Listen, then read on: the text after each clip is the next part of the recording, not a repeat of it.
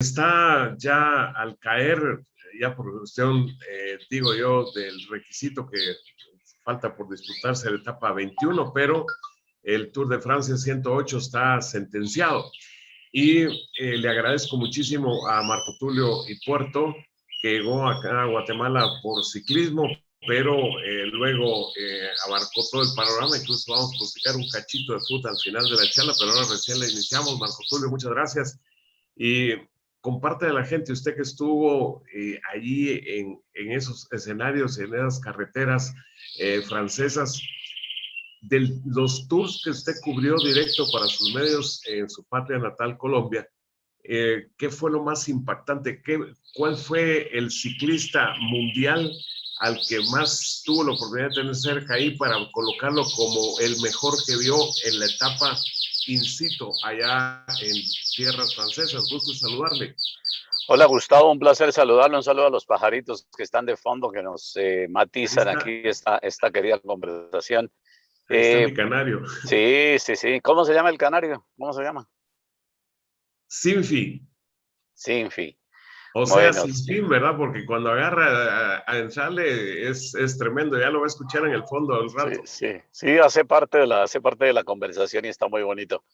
Mire, Gustavo, pues estaba justamente recordándome por estos días de pues algunas experiencias vividas en el Tour de Francia. Yo, digamos, debuté como reportero y como periodista en el Tour de Francia en 1985. Era una época, la década del 80 era una época de muy buenos corredores, pero le digo uno, Verdad y no, corredor francés, encarnaba el ídolo, el caníbal, el potente, era una especie de Eddy Merckx de la época anterior. Tenemos que empezar a hablar del Tour de Francia a partir de estos personajes. Eddy Merckx, uno, no lo vi, pero hemos seguido su huella a través de sus leyendas, sus espectaculares actuaciones en clásicas, en carreras grandes como la Vuelta a España, el Tour y el Giro, capaz de ganar las tres como ocurrió con Bernardino. Pero a la pregunta concreta, tengo que decir que Miguel Indurain. Miguel Indurain para mí es el mejor ciclista que vi. Creí que iba a ser Armstrong. Desgraciadamente nos defraudó a todos, al mundo del ciclismo y al mundo del deporte, porque también vi el nacimiento de Armstrong en sus primeros compases, en sus primeras carreras, pero ya saben lo que pasó con él. Sin embargo, lo de Indurain fue lo mejor. Era un corredor muy potente, muy fuerte desde jovencito en la etapa contrarreloj. Estaba con un peso, me parece, muy superior al que se necesitaba para correr las grandes etapas del Tour y las grandes escaladas. Se sometió a un gran régimen, bajó de peso y pulió muchísimo su condición de corredor fuerte para defenderse en montaña, porque él nunca fue un atacante de la montaña, pero era un corredor tan letal en la contrarreloj como la prueba que se disputó hoy en el Tour y que ganó Van Aert. Y pues digamos que sabía administrar los tiempos ganados en las contrarreloj, porque en aquel entonces había prólogo y dos contrarreloj. Era difícil encontrar una cronoescalada. Igual en la cronoescalada él era el mejor. Entonces, a través de la crono y de su potencia y de su buen equipo se sabía defender, pero no cabe duda que el mejor ciclista que vi desde sus comienzos de competencia, inclusive entablando de alguna manera una bonita confianza de amistad entre periodista y deportista, que luego la corroboramos en los mundiales y todo ello, es Miguel Indurain, que por cierto estuvo de cumpleaños, creo que fue ayer, estuvo de cumpleaños Miguel Indurain, 57 años, Gustavo. Bueno, el famoso Miguelón, aparte tiene la particularidad entre los pentacampeones del Tour, Marco Tulio es el único que los ganó uno tras otro hasta llegar a 5. Claro, esto de hablarlo de manera consecutiva es un auténtico hito en la historia del Tour de Francia. Un corredor que marcó época para los españoles, para todos los seguidores de habla hispana y para el mundo, un hombre de gran admiración y un tipo muy humilde, una persona muy accesible.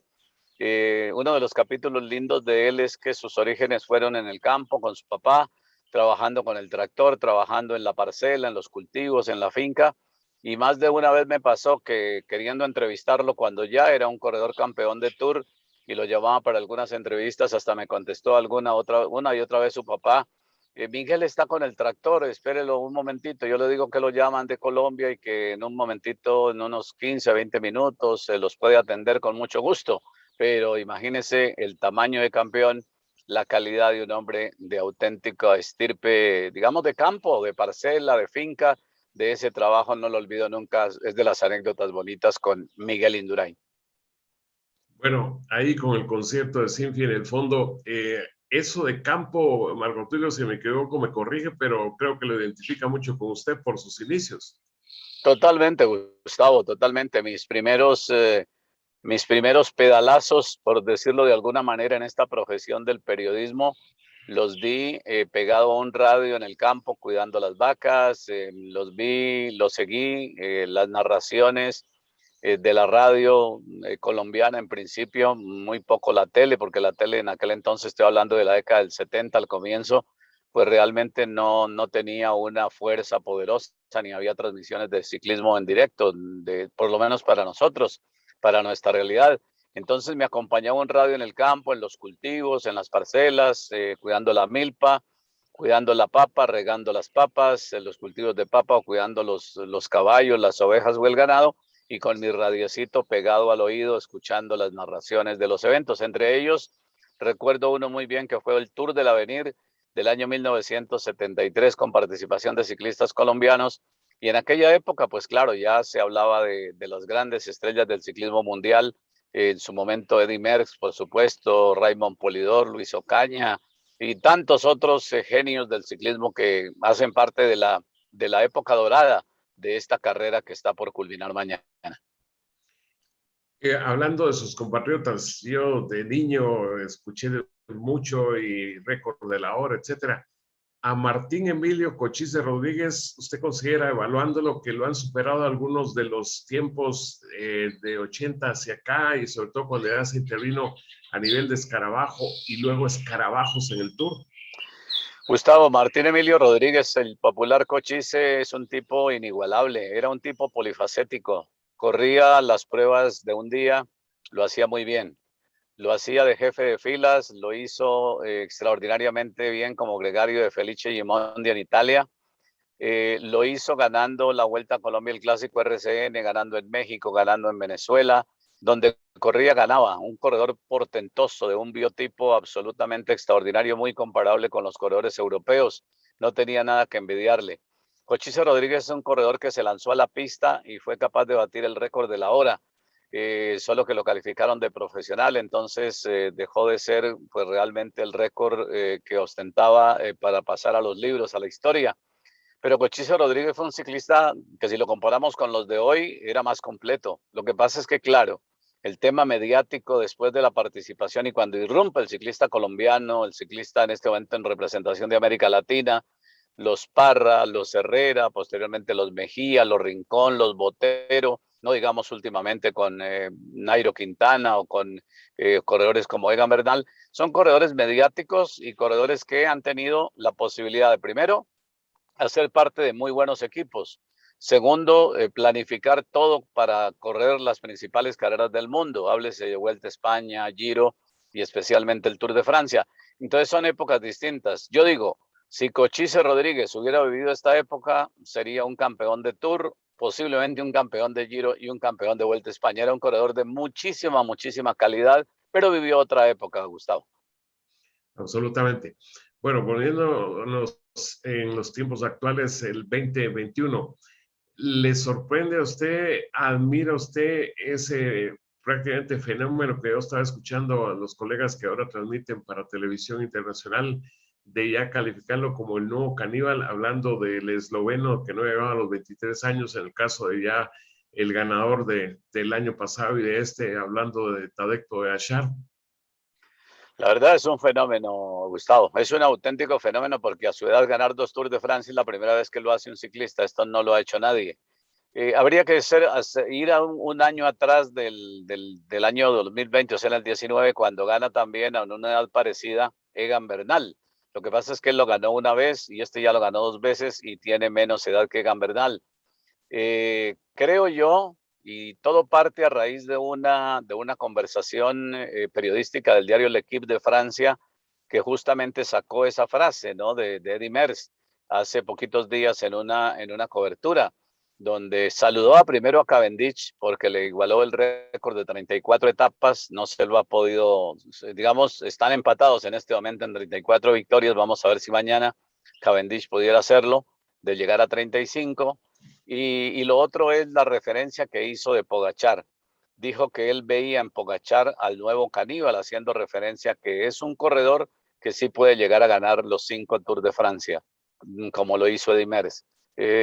Siempre, Gustavo, y usted más que yo y usted más que muchos, le pasa con los famosos deportistas que irrumpen de una manera espectacular y nos da para que a veces tengamos mucha precaución en dar conceptos. Yo creo que si lo dice Eddy Merckx es por algo y es muy respetable el concepto, pero yo creo que, como dice el Cholo, partido a partido, carrera a carrera y año tras año, me parece que es muy bueno y que es el favorito número 1 para ganar el tercer Tour de Francia, o sea, el año entrante. Pero recuerde que Froome ganó 4 y después vino ese decaimiento físico, los accidentes, las lesiones y hasta ahí llegó. Yo no sé si le alcance para 5, pero a la edad que empezó ganando y si se mantiene y los accidentes lo respetan y las enfermedades también, y no hay de por medio alguna cosa escondida en el tema de dopaje que siempre uno tiene que tenerle en cuenta y dejar esa ventana abierta, me parece que sí puede alcanzarle, si no para 5, por lo menos para 3 o 4, y eso ya es pasar a una historia muy grande del Tour de Francia. Sí, puro Greg LeMond si fuera de 3. Realmente, hablando de 3, yo estoy sorprendido, no sé cuál sea el caso suyo, de ver esa irrupción eslovena, porque ahora tuvo el drama de la doña esa alemana que se atravesó y botó a mucho más de la mitad del pelotón, y que ahí comenzó prácticamente el calvario de otro esloveno destacado como Primo Roglic, pero igual está Matej Mohoric, que ganó ayer y que es el campeón nacional de Eslovenia, eso de Eslovenia, y si tomamos en cuenta lo de Jan Oblak y lo de otros deportistas o lo de Luka Doncic en la NBA, han irrumpido de una forma impresionante los eslovenos en el circuito mundial de cualquier deporte. Es genial esta historia. Esta historia es un país pequeñísimo. Yo tuve la oportunidad de conocerlo en alguna cobertura, alguna parte de Eslovenia. Es un país tan pequeño como tan especial, ¿no? Entonces, de verdad, usted ha citado nombres concretos, campeonísimos, perfectos, y es un caso muy particular. Yo que recuerde, difícilmente puede uno, yo diría que si lo traemos a la realidad nuestra, por pequeño, por un país que no es ni mucho menos potencia deportiva, ni potencia económica y social, ¿sabe quién, Gustavo? Y no me dejará mentir, lo que pasa es que sí es en épocas distintas. El que tengas un campeón mundial y un campeón olímpico de la caminata, y tengas un campeón de Giro y un hombre de podio del Tour y un posible hombre que puede llegar a pelear un Tour mucho más cerca, es el caso de Ecuador. Y con el respeto, Colombia ha hecho muy buenas cosas, claro que las tiene, pero digamos que es un país más grande, con más historia, con mayores posibilidades deportivas en muchos renglones, en el atletismo, en el boxeo, pues también en el fútbol, el ciclismo pues ha sido su patrimonio, pero a mí me produce mucha alegría porque conozco también al país, porque siempre cuando me refiero a Ecuador lo relaciono mucho con Guatemala en muchísimos aspectos geográfico, por cultura, por su gente, sus orígenes, su clase social variada y su situación en general. Entonces, a mí, por ejemplo, eso de Ecuador me encanta porque es un país pequeñísimo y que está generando muy buena noticia, ya lo digo. Quizá en generaciones distintas, en el caso de Jefferson Pérez, en la caminata, muy amigo de Eric Barrondo, muy admirador de Eric, y ahora el caso de Richard Carapaz y otros ciclistas buenos que están emergiendo, porque no crea, Gustavo, al colombiano le tiene que dar envidia, y envidia de la dura, que hoy por hoy el personaje sea ecuatoriano, como lo fue en el Giro, y no sean los ciclistas colombianos que han sido los tradicionales dominantes. Pero eso de Eslovenia es país pequeño que irrumpe y de verdad los límites no lo sabemos. Tiene muy, muy buenos ciclistas y buenos deportistas. Ya que mencionó, porque le iba a tocar así individualmente lo de Richard, ¿qué recuerda usted el Richard acá en las carreteras de Guatemala en la Vuelta Nuestra y el Richard ahora de podio con un tercer lugar en el Tour? Pues que es gratificante, Gustavo, que ciclistas que han pasado por aquí puedan ser capaces posteriormente de mostrar grandes logros. Ha habido varios colombianos que han pasado y han hecho cosas buenas. digamos que dentro de los campeones, pues grandes campeones como Herrera, Parra, Botero, Quintana, Mejía, etcétera, ellos no han pasado, pero sí, por ejemplo, Henao, que es un corredor importante, y Guita en su momento hay una corona vuelta juvenil aquí, es un corredor, digamos que de aquel top 15, top 20 de los corredores importantes del mundo. Es interesante, pero lo de Richard Carapaz, pues claro, lo recuerda uno a lo lejos y las tomas de audio, los videos o las fotografías de 2013, cuando viene y gana la camiseta del mejor joven, del mejor novato, estuvo protagonizando las etapas de montaña, pero digamos, Richard Carapaz, pues era un corredor más de los ecuatorianos que venían. En ese entonces ya el corredor Guamá era la figura porque ganaba etapas, había venido, o sea, nos referíamos a Pedro Rodríguez, a Rosero, a otros tantos ciclistas, a Caicedo, pero Richard Carapaz era un chico más de la competencia. Cuando iba uno a imaginar que ese campeón sub-23 de la Vuelta a Guatemala 2013 iba a ser tan gran corredor que lo es? Lo admiro particularmente y mucho, me parece un corredorazo extraordinario, tiene un talento natural increíble y tiene una mentalidad para afrontar las grandes carreras que es admirable. Y es un ejemplo para todos los ciclistas o deportistas de América Latina este Richard Carapaz. De verdad, nunca llegué a imaginar, y creo que nadie llegó a imaginar, que un ciclista de sus condiciones y su talento iba a irrumpir para ser uno de los mejores corredores del mundo. Hablando de financiamiento, Marco Tulio, ¿cuál es su comentario? Por ejemplo, lo vemos en el fútbol, los dueños del Manchester City, los dueños del PSG y demás, y ahora resulta que el equipo del ganador del Tour, pues es Emiratos Árabes Unidos, el UAE famoso, está Bahrein también, o sea, los petrodólares de países árabes están inundando.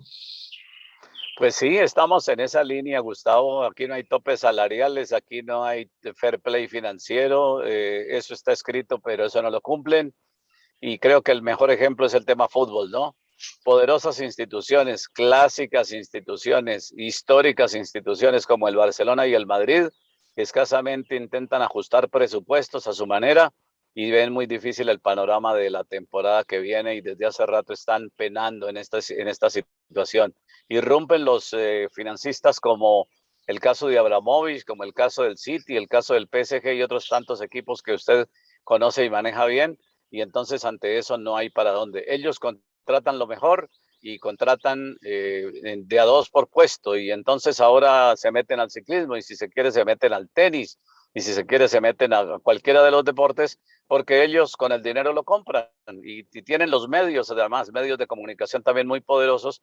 Entonces el que es rico pone las condiciones, el que tiene el dinero pone las condiciones y la historia pues sencillamente lo va confirmando. A veces les alcanza para ganar bien, a veces les cuesta, pero en este momento tienen y disponen de lo mejor. No vamos tan lejos tampoco, el equipo Ineos también es una inversión no de multimillonarios, digamos, de los tipos Jeque o Abramovich, petroleros, pero sí en otro tipo de inversión y es gente fanática de un deporte, de empresa británica que ha apostado antes por Sky y ahora se volvió Ineos y tienen un tremendo equipo de ciclismo, pero ve usted, siendo muy buenos, siendo un Liverpool, siendo un Barcelona o un Madrid, no les alcanza con los de los Emiratos. Muy bien, y yo sigo pues recordando que hasta los entonces mandatarios de Estados Unidos fueron los que promovieron el que les dieran el mundial y lo ganó Qatar. También hay otro ejemplo del poderío ahí, todo lo que movieron cielo y tierra, ahora incluso están invitados en Copa Oro, etcétera. Ya dejando a un ladito el tema ciclismo, que es el vital de la charla, Marco Tulio, yo en un Facebook Live de Contacto Deportivo puse más o menos el titular, ¿qué hacemos con la selección? ¿Usted qué sugiere? ¿Qué panorama le está viendo a selección y al fútbol de Guatemala reflejado a la larga en selección?